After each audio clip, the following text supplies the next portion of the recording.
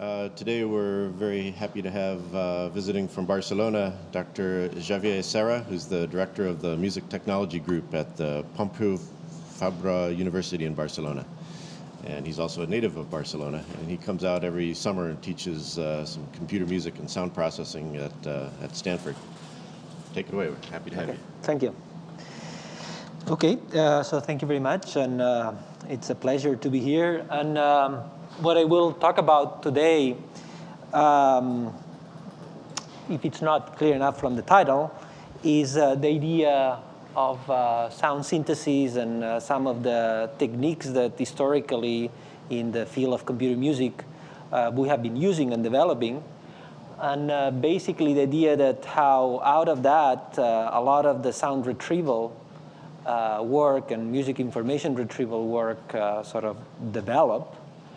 And then, in fact, out of that, how in sound synthesis we benefit again, and how nowadays a lot of the sound retrieval techniques and music information retrieval techniques are being used creatively in sound synthesis. But basically, the excuse of all this talk is to also present one site, site that we have been developing for a couple of years now, which is the Free Sound website, which is a project of, it's a database of sounds under Creative Commons license that are used for research and creative applications. And basically that site and that project unifies a little bit this idea of how nowadays large databases like Free Sound can be of very interesting, can be of a lot of use to both the creative people, the musicians, the people that want to play around with sound recording people, and also the researchers doing work in sound retrieval and music information retrieval. Okay, so the idea is that I will go first, I will present a little bit the group I am in so that you see a little bit the context, why we are interested in these things and what kind of thing we are doing. Then I will go sort of a little bit back historically sort of to three techniques that have been used for some years now, some very historical and some more actual, like music concrete, granular synthesis, and sampling. And then the work on sound modeling, on spectral processing, that basically has allowed to take a step further all the work on sound processing and the work on sound synthesis. And then basically how out of all that, we have all this work on sound retrieval and what is the state of the art, what are the things that are being worked on now and that are of interest. And then sort of taking advantage of all this work, the new sound synthesis paradigms, and especially I will talk about two, the idea of mosaicing in sound synthesis and the idea of concatenate synthesis, how it takes advantage of all that, and it has taken sort of the work of sound producing into new, very interesting areas. And finally, sort of I will present the Free Sound project, which is a very needed platform and environment, in fact, to make some of these possible, because that's one of the major problems or major roadblocks, both creatively and research, is to have access to large databases of sound, well-labeled, that can be used freely and without all the restrictions, the legal restrictions that nowadays, especially music and sounds, are very strong, much stronger than in many other of the content areas. And I will give you some conclusions. So, okay, so in the music technology group at the Pompeu Fabra University in Barcelona, we are basically working a lot on audio and from the sound and doing applications and technologies based on that. And here's some of the lines that we have been worrying about lately. The main one and originally, and the one that I started with, I did my PhD here at Stanford. And then I went back, and my PhD was on spectral processing and spectral-based modeling and synthesis. So I started the group basically on the tradition of audio processing and how to use spectral analysis for analysis and synthesis. Then out of that came the work on music description and understanding, and this is the sound retrieval, music information retrieval area, and how to extract automatically metadata from the signal from sound signals and music signals. Also, we have a group that is developing interactive music systems, and we have recently developed an instrument that has become quite popular, which is the Retrieval. I will just briefly mention it. And then we have been doing more basic research areas in music cognition and computer models for music cognition and on performance, music performance understanding and modeling performance. So I will just very briefly just mention 3 topics or 3 projects that we have been doing so that you can get an idea of the kind of things we did. One of the first projects I got involved when I went back to Barcelona, and it was together with Yamaha. We had been collaborating with Yamaha for quite a while now. In fact, I worked for Yamaha for a while doing research, and we developed this karaoke-based impersonation system in which in real time you sing and you can sort of modify your own voice to a target voice or to the voice of some professional singer. So that it's based on spectral processing, and is basically the idea of morphing in the sound domain, and that was quite successful. Then sort of a continuation of that, we developed basically the first singing voice synthesizer that exists, which now commercially is called Vocaloid. That is also, it was a project in collaboration with Yamaha that we developed. We call it the Daisy project in honor of the first singing synthesizer that ever, the first song that was produced by a computer at Bell Labs in the 50s. So this is just a synthesizer, which is the first one that can handle sort of singing voice. Until now, all the synthesizers have been basically instrumental sounds. So you type in the melody, the lyrics, and then you can hear. I will just play one example. In the area of content processing, sort of going towards the sound retrieval aspect, and coming from all these audio analyses, we have been working a lot on the idea of extracting features and descriptors higher and higher up in the sort of semantic layer. So we started from these sort of extracting the low-level descriptors of a signal, the sinusoids, the harmonics, the residual, the formants, sort of signal-based descriptors. And we have been going higher up, and now we are working about things, identifying the harmony, the rhythm, identifying the structure of a piece of music, identifying the instruments. So for example, this is just a video of some work that identifies the chords. So you see the signal on top, and underneath the red is the sort of proposed chord that is being. Highway, cool wind in my head, warm smell of eucalyptus rising up through the air. It shows you the probability of being one chord with respect to the others. So a shimmering light. So this is again the spectral analysis-based techniques that matches the chords.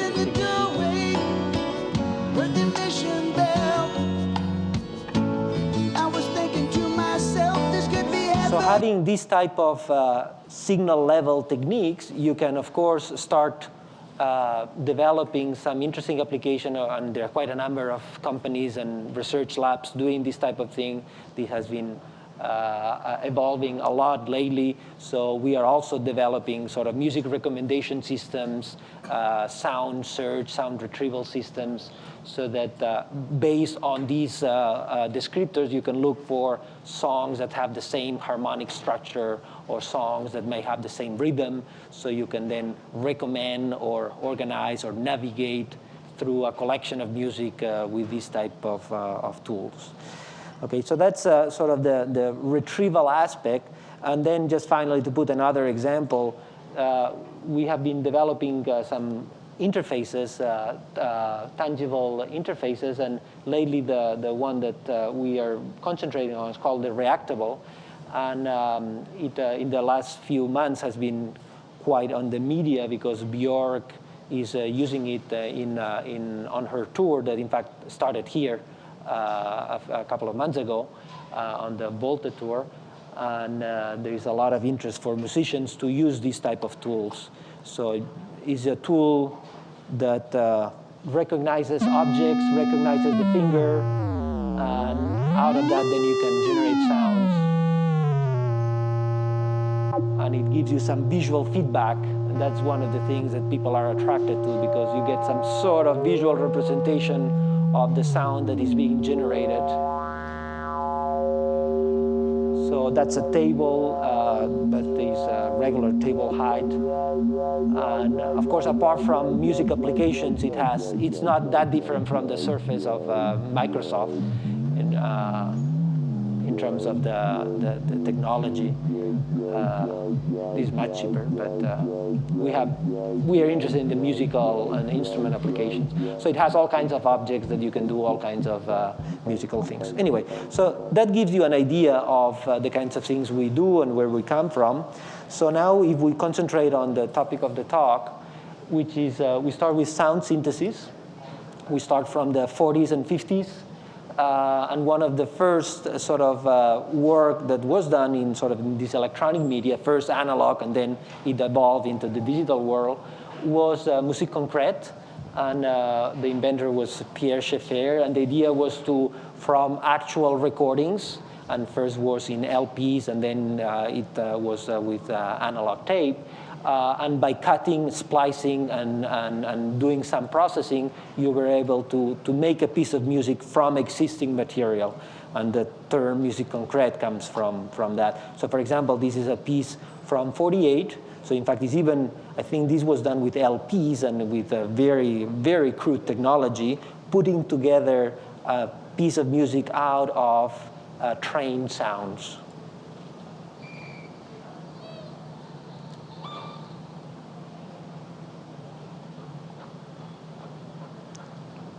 The sound is not loud enough.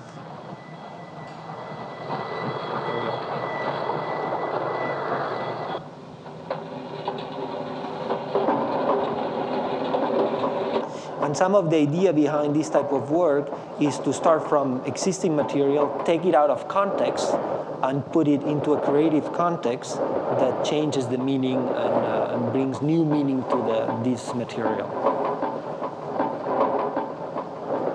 So this tradition of musique concrète has been basically continuing for years. Started in Paris, and it has evolved for many years.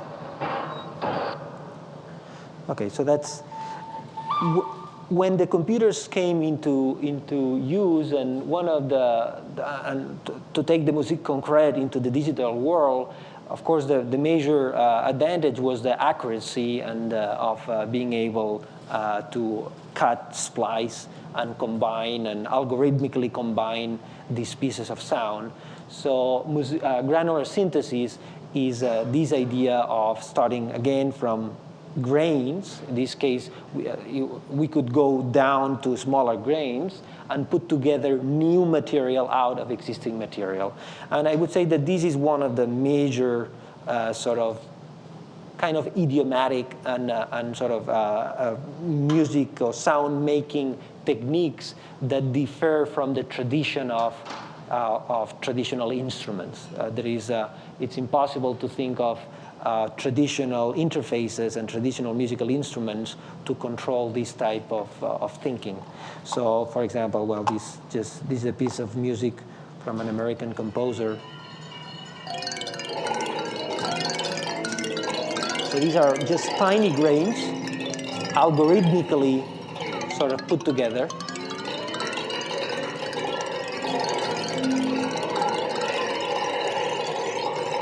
And basically, there is not much transformation. The grains are left as they are. There is some filtering.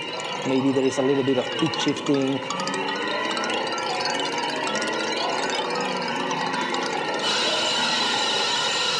So this has been very much in the tradition of computer music and electroacoustic music. That's very much at the core of a lot of the music that happened. In the commercial world, this idea became the sampling. And so the first sampler was Fairlight from 1980.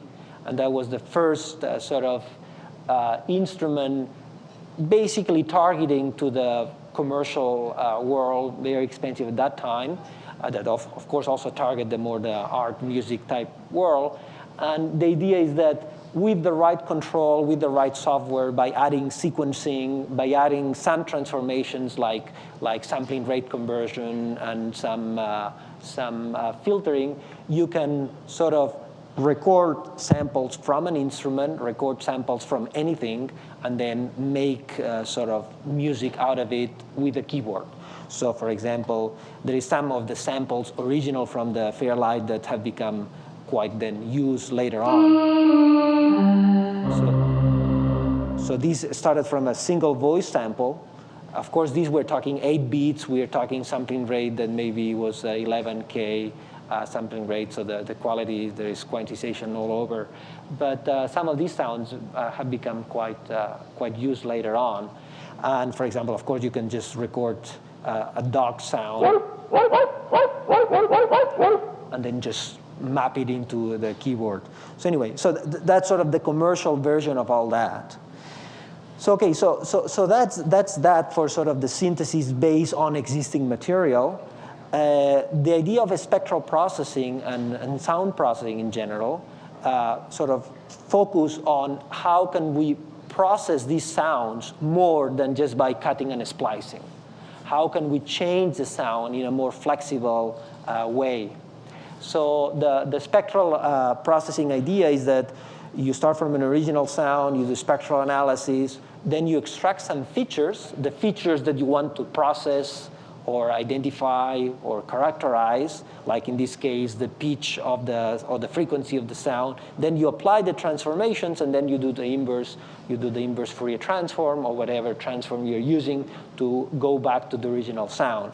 That gives you much more power over the control and the transformation of the sound. We are not talking about time domain. All what I have been talking until now is time domain, frequency domain with this feature analysis and the techniques that in the past 15, 20 years have been developed has really taken sound to a much more powerful sort of flexible material that can be used. So for example, this is from one sound like this. This is just a tiny blow of a flute. In fact, this was a student in my class at Stanford like 10 or 15 years ago. The first day of class, I gave them this sound, and I told them, OK, make some transformations out of that without even understanding the signal processing behind it. So out of that, he came up with this.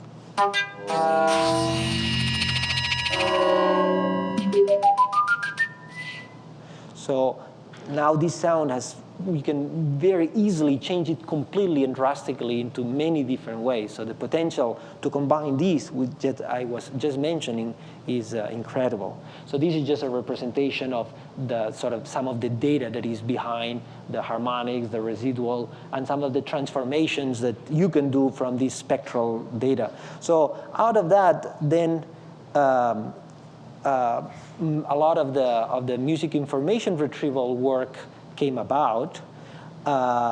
Music information retrieval, of course, didn't aim to make sounds to the synthesis aspect. It just stayed with the idea, what can we do with this sound analysis that can be able to describe it?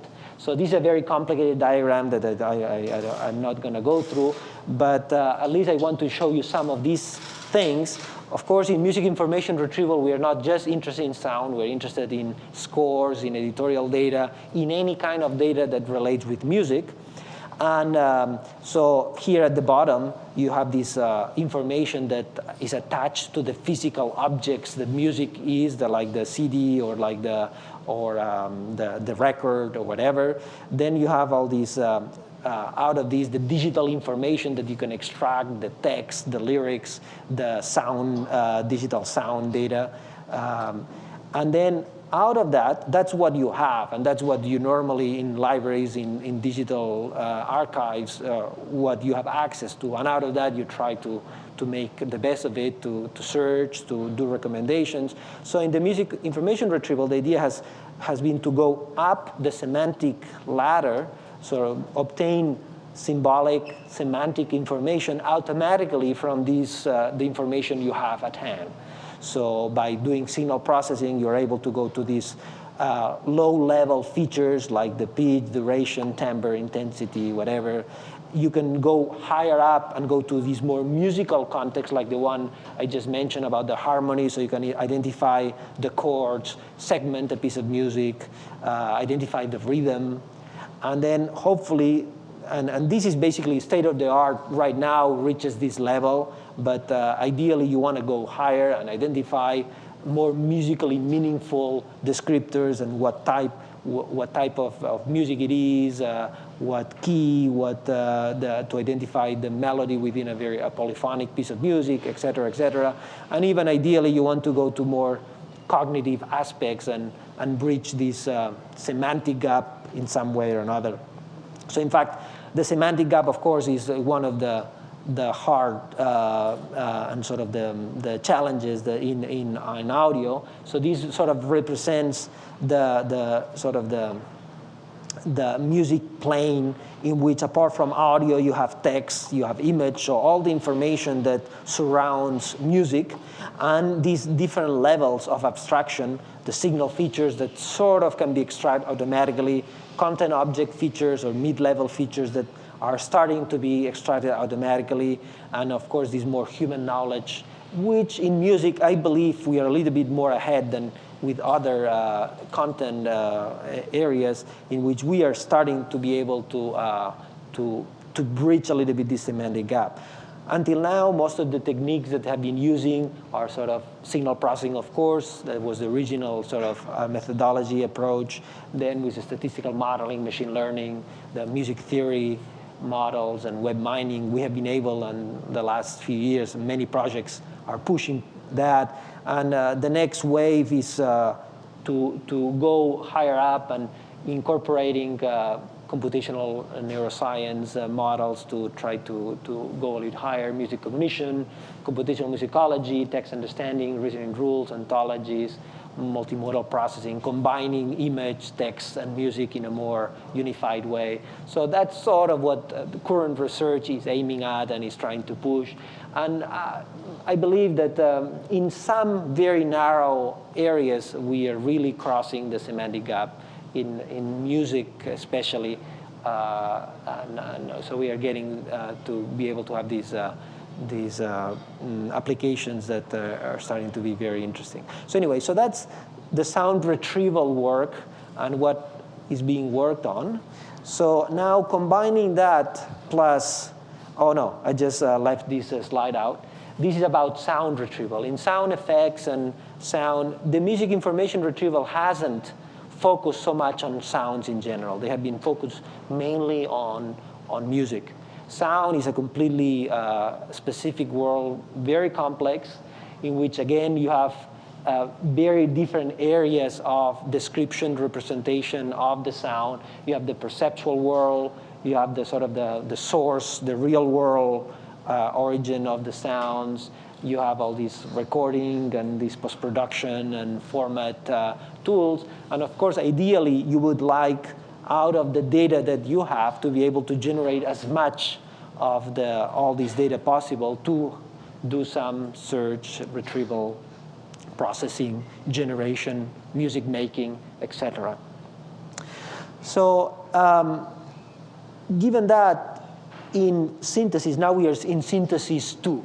So we are sort of, now we have all these techniques in sound synthesis, sound processing, techniques in information retrieval. What can we do? So, and of course this is before all this work, but I use this reference because I think it triggers quite a bit of the issues that are now, not technologically, but also in socially, legally, are coming up because of these new technologies, because of the potential that we currently have. You might know John Oswald. He has been basically making music out of existing music, but not just samples, not just snippets of pieces of sound, like in sampling, like in musique concrète, like in granular synthesis, but existing music material, cutting it, splicing it, and making new pieces of music. As you can imagine, one of the main roadblocks was the legal aspect, so he hasn't been able to release any of his music legally, and it's on the web, and you can find it, and it's nice. I mean, if you like this type of music. So this is based on Michael Jackson.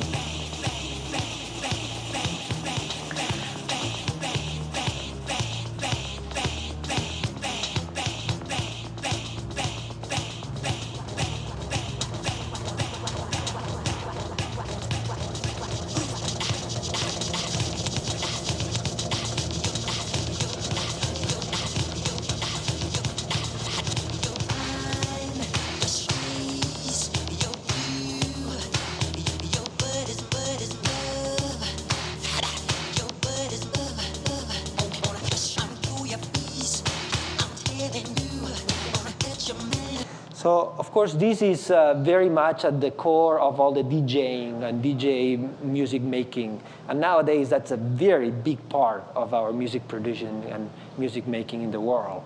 The idea of starting from existing material, manipulating it, and making new one. So that has, of course, from the socially and has triggered a lot of debate and interesting things. And so the idea of really, in the history of music, that has never happened before. People were able to borrow without any problem, and there has been a long tradition of music built on existing music. Now with all these record companies and behind, it's very difficult to do that. But again, creatively, and that's what people are doing now. And that's why, in fact, I think that's having some strong consequences on the creative world, on not being able to promote certain kind of creative thinking and creative process. So now in this field of in the computer music, sound, digital music world, one of the inspiring ideas were from mosaicing that in image have been done for some years now. The idea of starting from an existing picture and filling it with tiny pictures that match certain parts of the image. So you recreate the image by mosaicing, by a puzzle type of thing. What does it mean in music? So there has been some work on that, and the idea is that, well, there are several approaches. You can do exactly what we just saw. So you have a piece of music, either a score or an audio, so that would be sort of on that side. So you start from a symbolic score or from an existing piece of music, and you analyze it, and that's your target. And then you have pieces of sounds, other pieces of music, samples, whatever. That's the source sound. You store in a database, and that can be as large as you want. And then basically what you do is a matching. You do a unit selection of this database based on the target information. And then out of that, you put it together. And of course, as part of these, there is all these transformations that are being used, more sophisticated than in the previous times we had for granular synthesis or sampling. So here we are now able to do more interesting things. In this example, it's not so much the transformations. This is from a thesis from the Media Lab from MIT by Tristan Yehan, and that's this. It's a piece of music that started from an audio score, and then slowly, as you will hear, it keeps replacing elements with others automatically.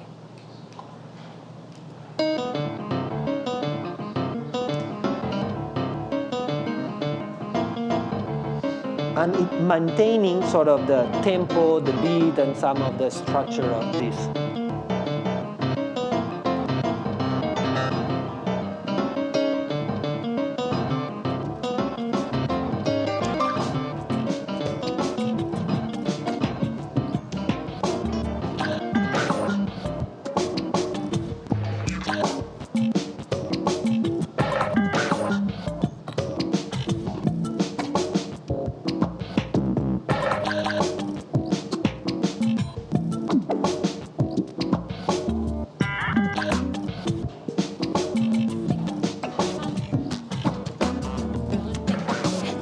Okay, so that's the idea of mosaicing. Another type of concept in this synthesis too is we can call it concatenate synthesis. In fact, also in speech, that's a common technique, and the term is also used like that, concatenate synthesis. And the idea is, again, start from large databases of spoken words, large databases of music material or of recorded sound from an existing instrument, and then put it together. But now with these tools that we have of sound retrieval, of spectral processing, we can do a much better work concatenating and transforming to make it smoother, all these transitions. So for example, this is an example that I will show later of the singing voice that we have developed that went into Vocaloid. And the idea is that you start from two samples of voice. And of course, in the voice, it's very clear that just by splicing the two, it won't sound any good, or even crossfading. There is no way that we can get a sort of singing voice, a smooth transition by just concatenating like that. And in speech is easier, still not ideal, but in speech, there's not so much pitch variation or timbre variation between the sounds. So you can sort of fake it by concatenating in a very crude way. In singing voice, that's clearly not the case. So you need to worry about timbre evolution. I'm not going to explain this, but basically you do all these spectral analyses. In one side, spectral analysis, on the other side, feature selection, feature analysis, and then you're trying to interpolate whatever parameters are needed to make a smooth transition. And also, of course, in singing voice, it's impossible to record every possible nuance. So you have to transform all these recorded material to make it appropriate for whatever context you are. And even just something that may not sound too important, like the phase of the signal has to be matched, and that's not an obvious thing to worry about, so that you then splice, so that you smoothly make a transition. So, well, let me just first play you. So this is the singing voice, the Vocaloid. 細い指先にもつれる想い抑えて心騒いでる夜にしがみついて青い月明かり二人の影が怪しく揺れる Of course, it's not perfect, but definitely it's much better than anything that existed before. And it's smooth. I mean, it sort of holds. There is sometimes you hear some timbre that is not sound that natural, but it works. So what is the problem? What is the issue? So basically, well, with this diagram, it explains a little bit the problem. The big circle, the A circle, is basically all sounds that a given instrument, the voice, person can produce. Of course, in a musical context, you don't use all the sounds that you can produce. You use a subset. So that's the circle B, is sort of the sounds that you are interested in reproducing in a specific context to make music. But your recordings, the kind of things you can sample, it's impossible to sample everything. And on top of that, we are talking about time-varying material, things that evolves. So what you're going to record is these wiggles, these trajectories within this space, either being melodies, either being phrases, either being spoken phrases, whatever. And that's what you have. That's what you're sampling. That's your database. That's the kind of things that you have access to. And of course, the idea of making music or creating some new sounds out of that means to be able to draw any trajectory within this space. So in a synthesizer context, like in the Vocaloid, you start from a score, a performance score. Then you have some model of performance so that you can add some sort of vibrato, some offsetting of some of the timing, some small transformations that the performer does to the existing notated score. And of course, you look also, there is on your database, there is some information about performance aspects. And then out of that, you sort of generate the trajectories that you're interested in obtaining. The trajectories within that space, like this one, that you want to be able to generate. Okay?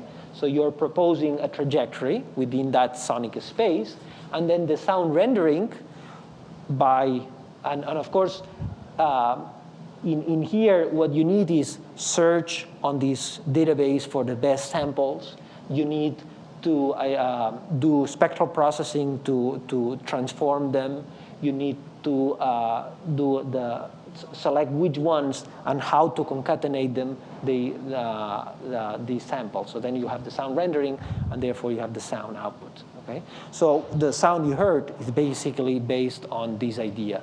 This could be called sort of performance sampling or some kind of thing like that. So that's more for, again, like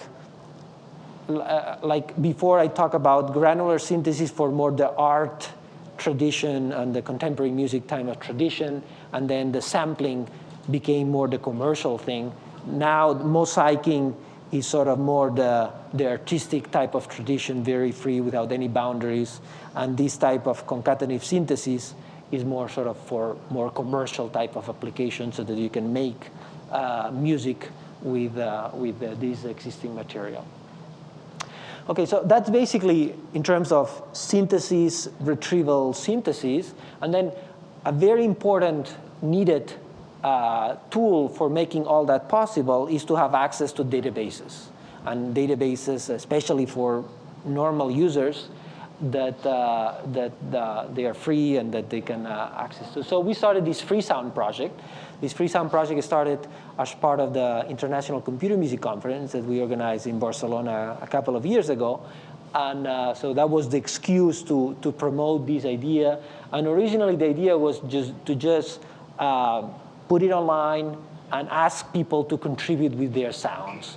Sounds that they made, sounds that they recorded so that they own it, so that they could be put under Creative Commons, and so that other people could share. In these 2 years, it has evolved very much, and it has gone beyond our expectations, and it basically has become a social network of some kind. It's a network of freaks of sound, much wider than we ever expected. We thought that we would be sort of targeting the electroacoustic music, the computer music type of crazy guys, and sort of the MIR, music information retrieval guys, so that they would need some of that. And it definitely has gone beyond that. And there is, well, many people downloading ringtones.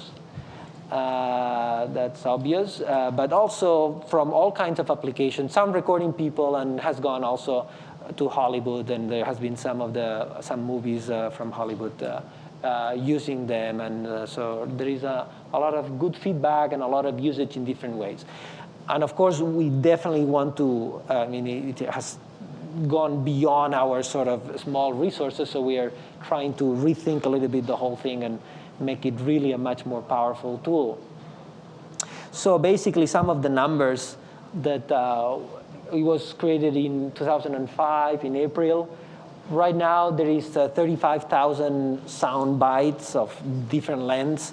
We have some sort of filtering, manual filtering, so that the sounds that go in, they are not from some proprietary or some record or something like that. So we don't aim at music. We aim at sound material. Some are small music excerpts that can be used to make something out of that, or can be used for research purposes. So out of these 35,000, well, there is all kinds of things. Basically, we could say there's two big communities. One that I did not expect to grow that much. One is the sound environment and soundscape type people that go around when they travel with a mic and with a small handheld recording system, and they keep recording everything. And that's amazing. There is all these people, and because of free sound, some people have been gotten into that. So when they travel, apart from their camera, they take their sound recording, they record things from all over, and then they put it in the free sound. The interesting thing is that there is 370-something thousand registered users, and the interesting thing is that the growth of users is enormous. It's really growing exponentially, but the growth of sounds is linear. It hasn't, in the last 2 years, it has steadily growing. It's a straight line. But the access and the use and the downloads of it is growing exponentially. In some countries, and Spain is one of them, people are very much use internet to get stuff, but they're not so much into the idea of participating and blogging and doing collaborative work. So we have to change that somehow, and we are interested in exploring some new things so that people, there's so many people out there with sounds, and especially musicians that could contribute them, but they're not contributing as much as we would have liked. So there is 15,000 visitors per day, but most of them are just simply getting sounds, using them, and having fun navigating through the database, which is another interesting thing. People are not just there accessing the sounds and using somewhere, but they're just having fun navigating, playing around with them. Even they just click different play buttons, and they have it all the time on so that they can have some sonic environment constantly changing. And there is a stable sort of community of people that they chat, they do things, and there is a lot of people requesting for a sound, and people recording the sound and putting it back, et cetera, et cetera. So some of the main features is, again, the Creative Commons license. We started with Creative Commons Sampling Plus, and now we are rethinking whether to open it a little bit more and explore other licenses so that people are freer to choose what license they want. There is some social network features, like the forums and the chats and the sort of the profiles of people, et cetera, but it could be much more, and people are really asking for much more, and that can help build a better community. The tagging, the folksonomy tagging, that has worked very well. So people put tags, and you can visualize the tags and the weights and in quite different ways. Since we're working on the sound retrieval stuff and sort of search by similarity based on timbre, on rhythm, and things like this, there is a functionality which has been disabled for a while, and now it's back in, and we are sort of promoting it again, which you can search. Once you have these large databases, the tags, and especially in sounds, sometimes they don't mean that much, especially when you are in sound post-production activities. Some sounds that can have the origin completely different might be appropriate for a given application. So you can sort of search, organize things by similarity of the audio signal, and that gives you some nice organization of the sound. Geotags, that's a nice feature, and that's that. So that's because of all these soundscape and people recording things all over the world, has been being used quite a bit, and there is quite a few thousand sounds geotags, and you can navigate through with the GeoMap or the Google Earth through them. And of course, our interest is to really support these communities, and especially this creative community and the music research community. And that has been going quite well. In terms of research, there is many places that are being used these sounds for setting up test benches and comparing, and we want to promote that. We need to add a few more APIs and things like this so that people can take more advantage of searching certain sounds. And the creative community, there has been so many people coming up with records and DJs doing things with these sounds and doing installations, all kinds of things. So that's going quite well. So what do we want out of this free sound and sort of related with all these? Well, basically I just mentioned some of that. Well, this is just a sort of a little joke. They just, last year, they just opened a supercomputing center in a church in Barcelona. It's too bad for the church because it was very nice, but anyway. And they offer us to use it, but we still don't have enough sounds and enough things to be able to take advantage of that. So we would like to be able to take advantage of, we have our small cluster that is sufficient for this database. So ideally, we would like to take advantage of that. In order to take advantage of that, we need to grow the database quite a bit more. So we definitely need to increase this linear, we have to change this linear evolution into exponential evolution. And we have some initiatives to sort of promote that. And the software, of course, we're thinking of a small scale type of thing. So we need to, the software is holding up pretty well, and there is some great students improving it. But we need to definitely make sure that it can scale up. We have been implementing also mirroring and different ways so that we have now 2 servers to handle different things. And so that's going all right, but we have to rethink some of the core software that is behind that. And definitely, we need to add functionality to help people access in different ways. To sort of APIs that then can people use it. And so, for example, some of the mosaicing work has been very much using this free sound. For the more concatenate synthesis, the sophisticated, the Vocaloid type thing requires very specialized recording, so that's more difficult. But for this community that's into DJing, mosaicing, creative, that has been going quite well. So people can download according to some criteria. There are sample packs. There is a whole bunch of tools to select a set of sounds, put it into your instrument, into your setup, and then making music out of that. So anyway, so that's basically what I wanted to tell. And then sort of as a conclusion, well, I just thought of some ideas. Well, of course, free sound, I believe it's becoming a great tool for the research community and for the creation, and the mix of the two, which I believe is a very fruitful combination. And that's very much relates to the second point, that we tend to see sort of sound retrieval, synthesis, the creative community together with the research community quite separate. In our field, in computer music, they have been quite tied together from the very beginning.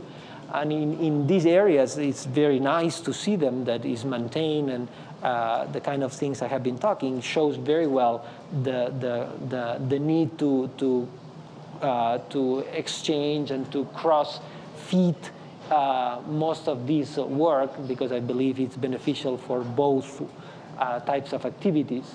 And then again, this idea, and free sound is an example, that by adding some interaction to many of these sound listening tools or sound sort of searching tools, you are bridging a very interesting, the more passive listening approach to the creative, active music making type of approach.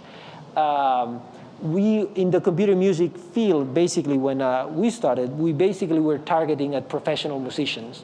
Those were the people that were using these tools. Now it has changed completely, and we are targeting general users too.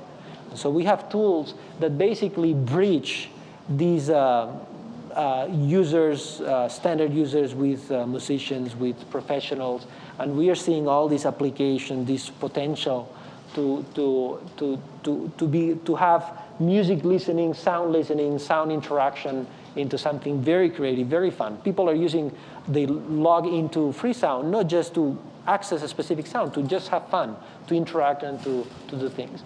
Anyway, and just to finish, I have been involved in, as part of an European project, to sort of write a roadmap of our field, of what are the challenges for the future, what is the state of the art, what is the context, the industrial context, and the social and the research context. So I believe it's a nice document to sort of get an idea of how what I just have been talking and some other things fit into the overall picture of what we call the sound and music computing field, the research in sound and music computing, and how the current context, the current technologies are really reshaping a lot of the goals and the research directions that are being established for all these years. So anyway, so that's all I wanted to say. So thank you very much. And maybe if there is some questions, I will be glad to. Yes, maybe you can take this, I guess. Is that right? No. Yeah, can we turn on the hand mic? No, I think you have to maybe. Is that working? No. Right. I was just wondering if you had any Vocaloid samples in English, just so we could have a better understanding of like how that sounds and The understanding the vocoding? language. Yeah. The Vocaloid. Yeah. If I can play more? Yeah. In English. Okay. Japanese better. Let me just see if I believe.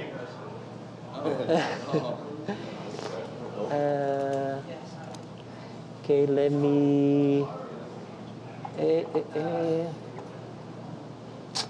Come on. Let me see. Maybe. I don't know if I have recent ones, but that's Fly Me to the Moon.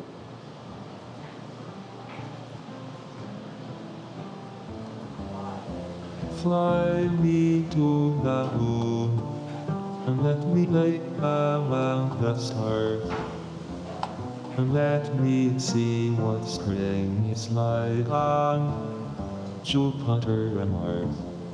In other words, hold my hand. In other words, darling, kiss me. Fill my life with song and let me sing forevermore. You are all I hope for, all I worship. So here you see the problems. Some of the. Thanks a lot. Are there any other questions? Yeah, here. So a while back, I was reading documentation on something called peer data. You may have heard of it. What? Peer Peer data, data, PD, like yes. kind of like Max MSP. Yes. And I came across someone talking about how he didn't think that we should be using samples anymore at all. We should be using synthesis to create all of our sounds, like in video games and movies and stuff. And so, what do you think about that? Do you think it's feasible? Do you think it's worth pursuing? Do you think it's even possible pursuing? Okay, basically, right now there is two big sort of approaches to sound synthesis. One, which is basically a very synthesis approach based on physical modeling of having models of the instruments or the objects that have been producing those sounds, and sort of this more sampling, spectral-based type of approach. Sincerely, by far, I believe this approach has taken over. And this pure synthesis, except on art, music, very experimental type of thing, in terms of commercial products, they have completely vanished. I mean, it's nowadays sampling really is taking over. And if you add all these possibilities to transform sound, I don't think there is a question that synthesis, pure synthesis, it has a very tough luck. It's really difficult. Yeah. We have to finish up, but let's take one more. As far as performance and interaction with the synthesizer, that was the reactable you had shown us earlier. Yes. I noticed that we didn't talk too much about the sound generation used by that particular device. It sounded subtractive. It looked like you had a square wave and a filter and a LFO. Yeah, that was the example. It was a very simple synthesis strategy. In fact, was synthesis. You can, I mean, the sound is a PD. In fact, underneath there is PD. And you can do anything, this pure data software. You can put anything you want. Like Björk, what she does is puts all her drum loops and her samples from recording and then manipulates the recordings from the device. So this device is not particularly, is attached to any synthesis strategy in particular. It can be used for anything. So in fact, we are working on sort of DJing type of applications, sampling type of applications. But the basic one is sound synthesis, and that's it has oscillators and all the typical thing. What's the sound source that you showed here? Was it a VST instrument? Was it a real synthesizer? That was a real synthesizer, but it was PD. It's this software synthesizer that and it had just for demonstration just on oscillators and very simple filters and things like that. Okay, thanks again. Okay, thank you.